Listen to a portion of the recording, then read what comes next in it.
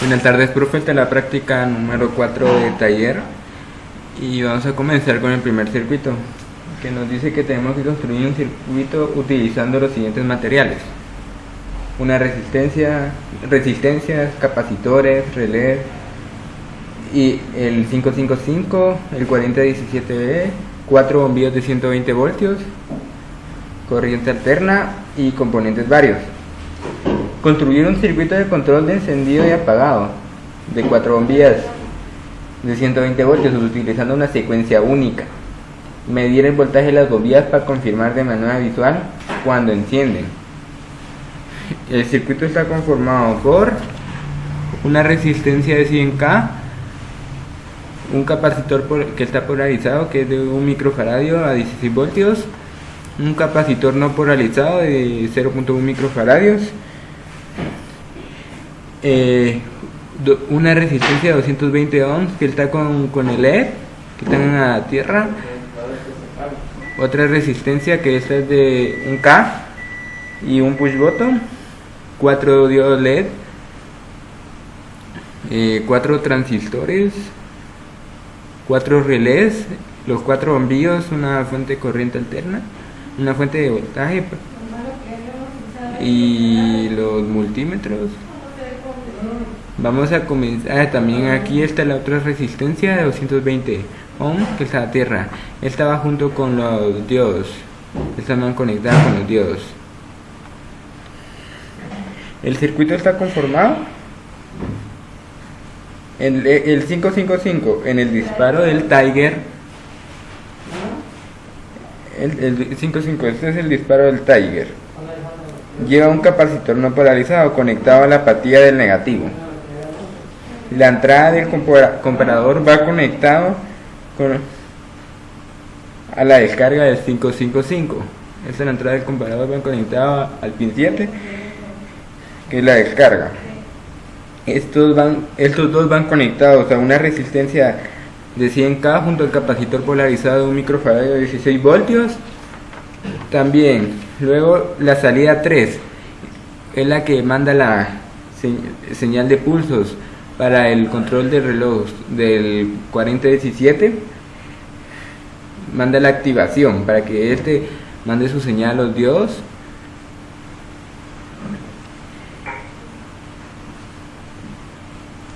En este mismo canal conectado está la resistencia de 220 ohms. La salida del 4017 va con 4 diodos y estos van conectados a una resistencia de 220 ohms.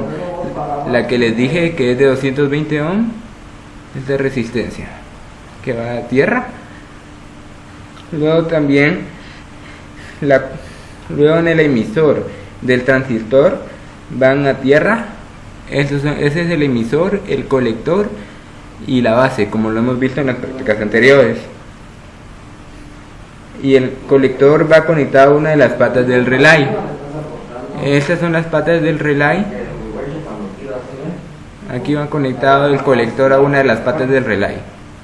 Podemos observar en este también. La base del transistor lo conecta al ánodo de los diodos de cada diodo. Luego los relés, una pata va alimentada a la fuente. Si podemos ver, todos los relés van alimentados a la fuente. Viene aquí la conexión y se viene para acá. Y luego los uní, luego los uní uno a uno para donde va alimentada la primera pata de la fuente. Su función de esto del relay es que al momento de recibir la señal que viene saliendo del 4017, activa la corriente para el bombillo para que éste encienda y apague. Esta fuente es de 120 voltios, corriente alterna, y 1 Hz. Los bombillos son de 120 voltios. Sí, su función es, cuando sale aquí del pin 13, manda la señal de activación para el 14, que es la entrada del reloj, la que recibe la activación, para que luego pase por los diodos y pasa por el transistor. El transistor en este momento, cuando recibe la señal, el relé automáticamente, recibiendo su señal, activa para que los bombillos se enciendan y apaguen. Vamos a comprobar su funcionamiento. Si podemos observar su funcionamiento, los voltajes van cambiando, es porque los bombillos están encendiendo y apagándose. Aquí está encendido este diodo, el push button. Aquí están encendiendo y apagándose los bombillos. Está alimentándose la corriente alterna. Viene. Y este es el funcionamiento del primer circuito. Ahora nos vamos a pasar al segundo circuito. Muy bien, este es el segundo circuito, y lo cual nos dice que tenemos que construir el circuito con los siguientes materiales: resistencias, capacitores, un optacoplador MOC 3021, este es el optacoplador, un triac, el 555, el 4017, 4 bombillas, está con su fuente, la fuente de voltaje, y varios componentes. Tenemos que construir un circuito de control de encendido y apagado de 4 bombillas de 120 voltios utilizando una secuencia única. Si podemos observar, es algo parecido a esta parte al primer circuito, que es lo mismo. Está con su resistencia de 100K, el capacitor polarizado de 1 microfaradio, el no polarizado de 0.01 microfaradio, las resistencias, el diodo, y hace el mismo funcionamiento. De la salida del 555 manda la señal de activación para el 4017,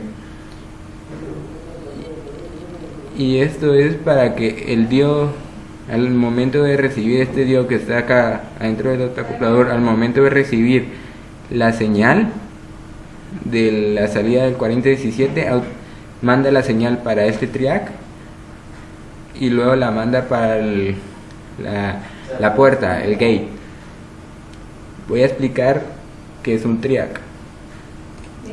El triac es un componente electrónico que se utiliza para el control de corriente. Básicamente puede hacer la función del interruptor de un transistor, pero este componente lo hace en corriente alterna, a diferencia del transistor que lo hace en corriente directa.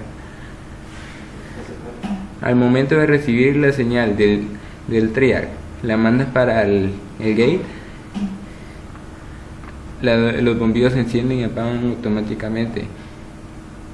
Está compuesto este circuito por una resistencia de 100K, un microfaradio de 16 voltios, la resistencia de 1K, un push button, el capacitor no polarizado, la resistencia 220 ohms, el diodo LED, y las 4 resistencias que están aquí son de 4.7 kilo ohm. El optacoplador, 2 resistencias, estas 2 resistencias de 360 y 470 ohm, el capacitor de 0.05 microfaradios, el triac y el bombillo y la fuente de corriente, la fuente de voltaje, perdón, 120 voltios. Miremos su funcionamiento, y este es su funcionamiento. Aquí pasa la señal por la puerta al gate, la manda para que el bombillo encienda y apague. Este, en vez de, se cambió el relay y el transistor por el optacoplador. Y ahorita comenzamos con el siguiente circuito. Este es el último circuito, lo cual el triac solo se activa para que cuando está toda la corriente, cuando está recibiendo la corriente, esto se activa automáticamente. Bueno, está con 5 voltios, suficiente para que el triac se active y este encienda el bombillo. Este es el cuando le va a dar play, los 5 voltios van a ser suficientes para que el triac se active y encienda el bombillo. Lo mismo aquí. Al momento de recibir la señal por la resistencia, cuando pasa por aquí, el diodo le manda la señal a este triac. El triac lo manda para la puerta del otro triac, y este es el que activa la señal para que el bombillo encienda. Ahorita miraremos su funcionamiento. Y aquí está. Este no se enciende y apaga porque está recibiendo una señal directa. Muy bien, esta fue toda la práctica por hoy. Gracias.